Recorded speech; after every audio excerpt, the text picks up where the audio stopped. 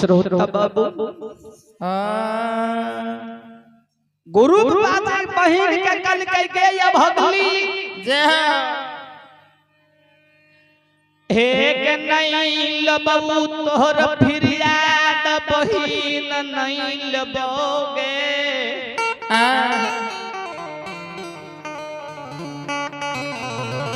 बहिन या भगली भैया के चरण पकड़ के जार बेजार काने छे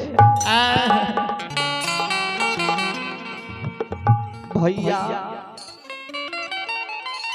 हे हो तू नहीं फिरियाद लबो तो दुनिया में के हमर फिरियाद लगेता हे भैया सुन ना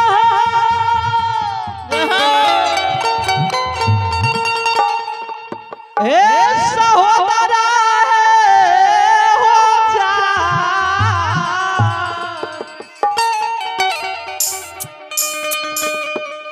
कथिले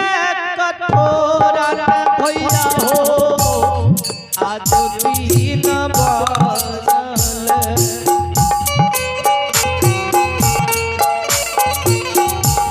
कथिले कठोरा हो भैया